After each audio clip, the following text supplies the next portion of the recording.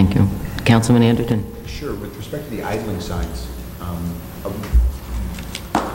one thought, Can't hear you. I can't hear one you. thought as you raised it was that perhaps loading zones generally should be no idling zones, because that's typically, whether it's not just school buses in front of schools, but in any commercial establishment, you could be loading and unloading a truck. And unfortunately, if a commercial establishment backs up against a neighborhood, you hear it and probably smell it too. So I think we can at least look into not just that particular site, but generally a loading zone, which is typically right behind a commercial establishment. Get some business input. So I look at the council president. Get some business input, but a map of locations. Thought it said Croatians. But that's just the thought that came into my mind.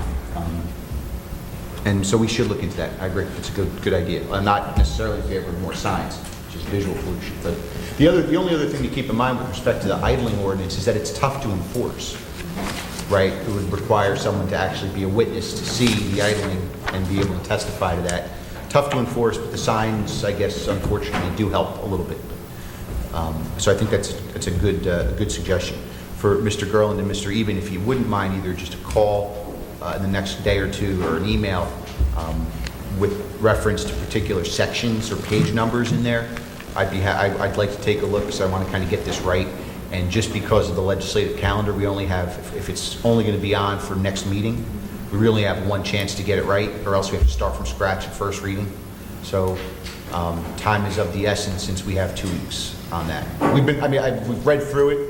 I wasn't cognizant of the HPC issue, so I'm glad you raised that, Jerry. And if you have any suggestions beyond the liaison, that substantive suggestions, if a quick email would probably be the quickest way to get it. And Jerry, you and I could speak. Send it to the council, the clerk. You could send it to council@westorange.org. We all get it. Yeah, that would be council@westorange.org, and we all get it. And then, Mr. Simpson, you got your question on the OSPAC. I have the insurance. So we're named insured on the NJAI policy. We're named insured. So hopefully that answers your question. I presume favorably.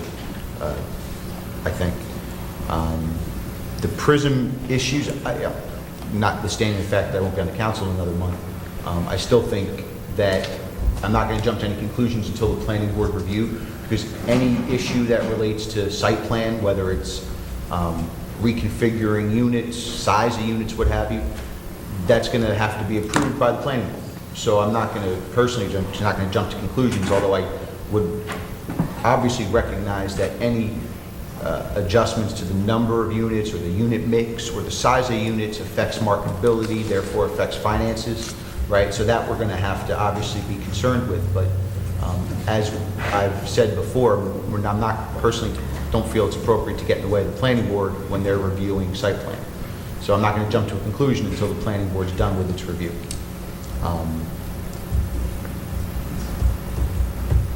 And I imagine it is true that residents in the grant program do not have a choice of contractor. Is that accurate? That's my understanding. Okay.